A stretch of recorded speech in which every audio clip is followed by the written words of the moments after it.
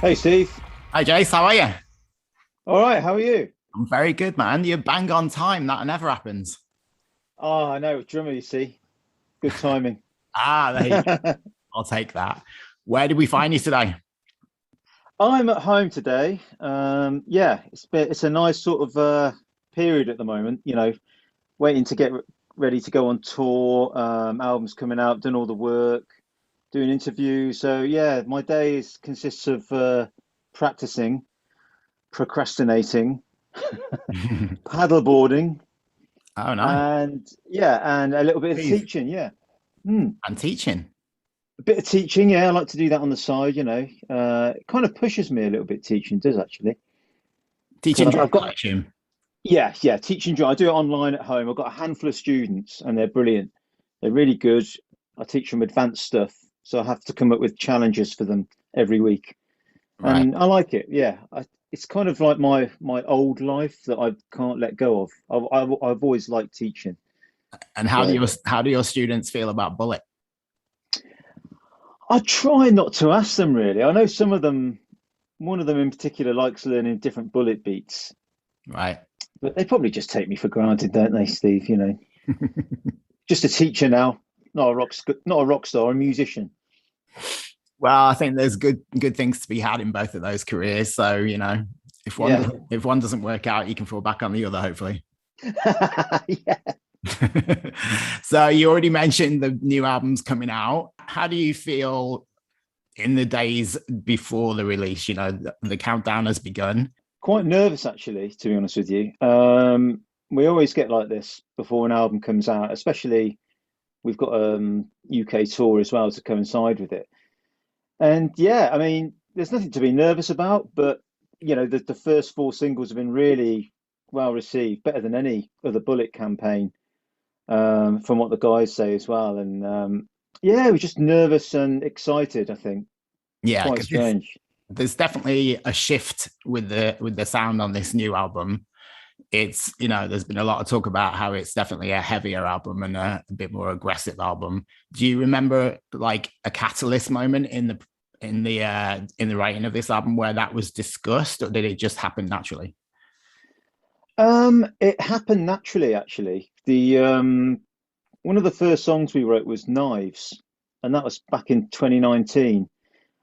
And we also reignited an old idea that we were going to put on Gravity, which was it's a song called No Happy Ever After on the new album, and it's Yeah. very brutal.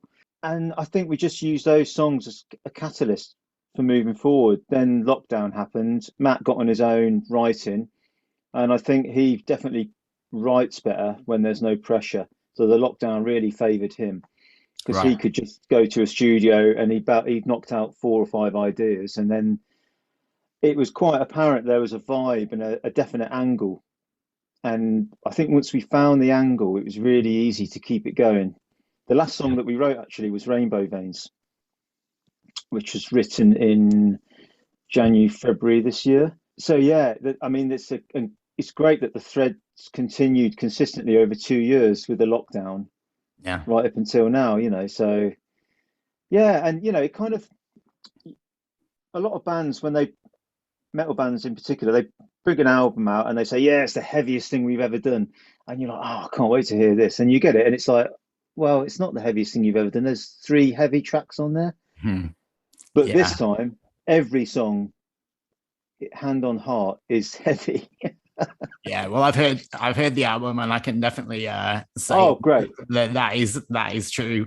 And also on the vocal side, there's a lot more of the kind of the harsh vocals on it, and Yeah. less of the kind of singing. It's still there, but definitely less of that on this album. Mm. Do you know if there's a reason that Matt changed his vocals for this, or was it just to continue with that kind of heavy thread?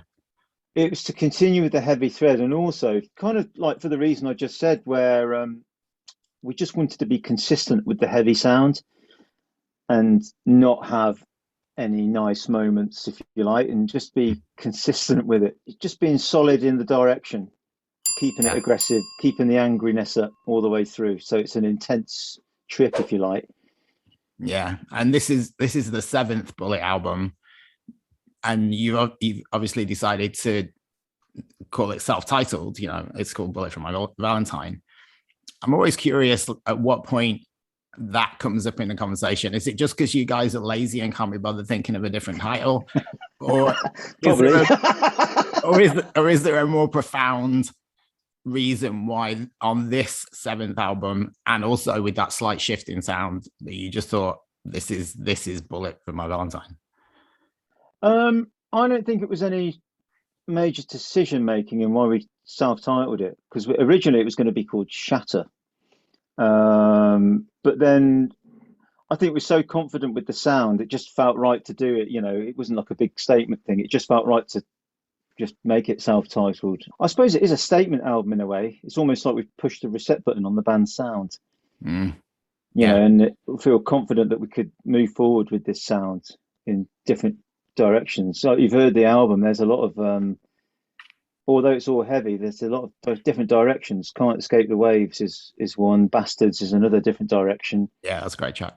So yeah, it's exciting, really exciting in that way, that we all feel complete about the sound and aligned as well.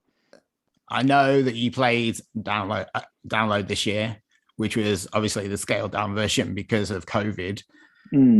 Was that your first gig, like coming back, or did you have like a warm up gig for that? That was the first gig, first gig coming back. Very strange, actually. So yeah, I was gonna say, like, as the first gig, you were actually headlining a festival. That must have been a strange experience walking out on that stage. How did you feel? Well, to be totally honest with you, not much different to 2 years previous. I think because we rehearsed for a week, we realised that it's still there. It's all good. I mean, I haven't stopped playing anyway, but as soon as we start getting together as a band, the songs come back, and it's after one rehearsal you're there, and so it's just incredible how old habits die hard, isn't it? It's just built in, it's ingrained into us. I think on the day of the festival, the crew of all the other bands were very emotional.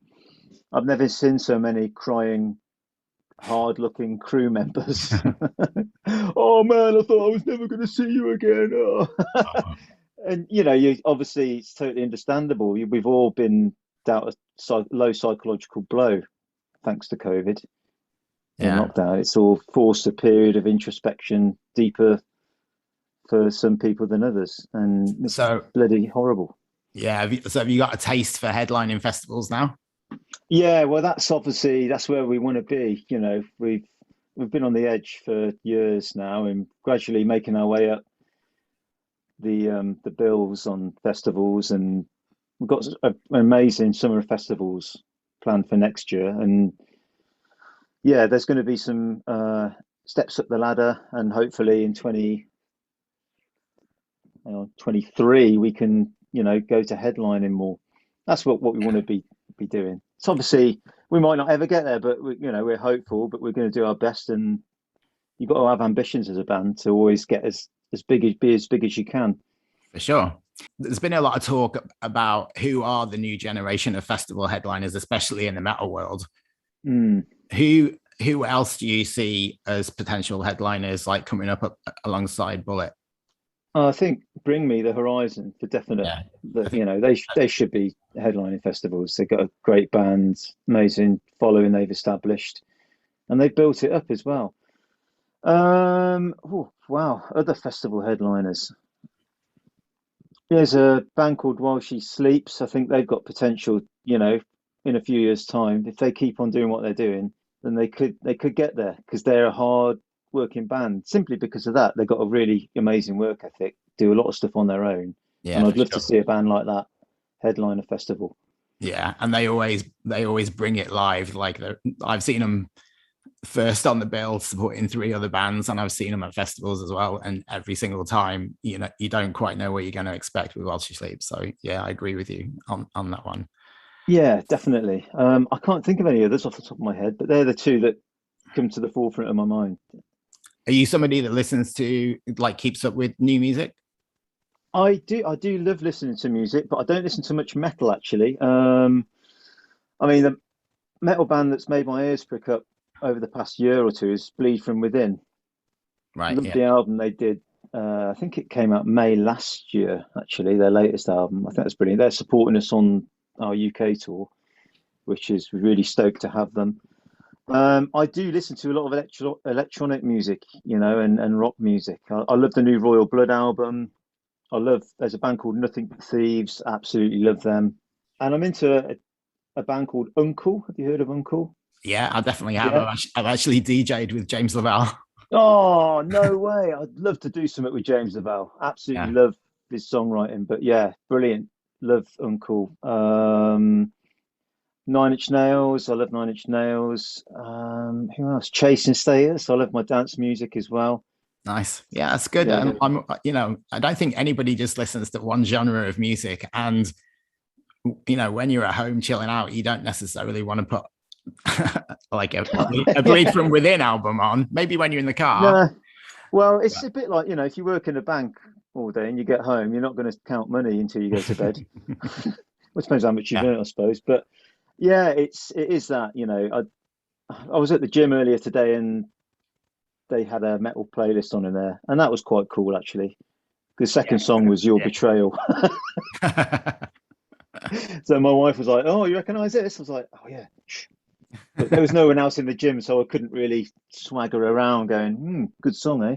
So a couple of quick fire music questions just to wrap things up. What's the first album that really got you into music as a kid?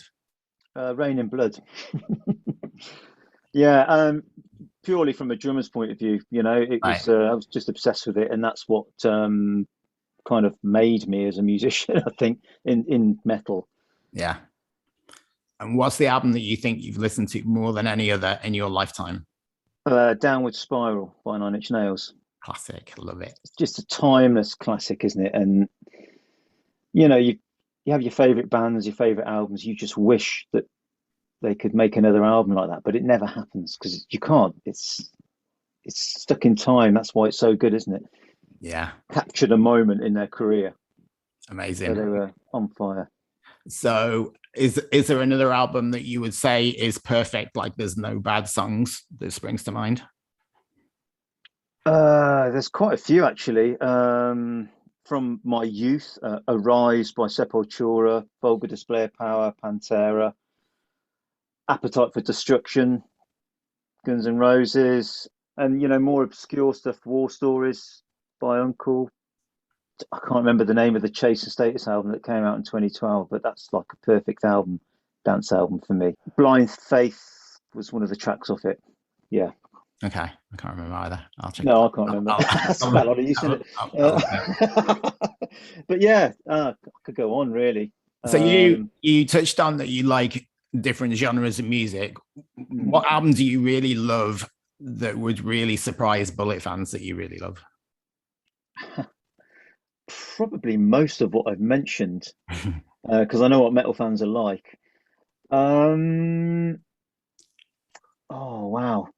Well, I've got two young daughters, you see, and they listen to a lot of pop music in the car, so I get brainwashed with a lot of pop music by Fat Rat, I think it is.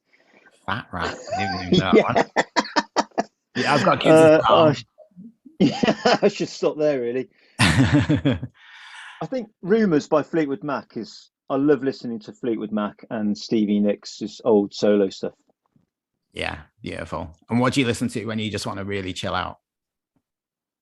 When I really want to chill out, I don't listen to anything. For me, it's either going out for a run or being on the river on my paddleboard, listening to nature. Nice. Yeah. So no headphones then?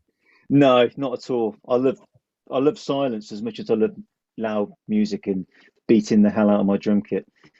Okay. So speaking of drums, who's the greatest drummer of all time? Oh, wow.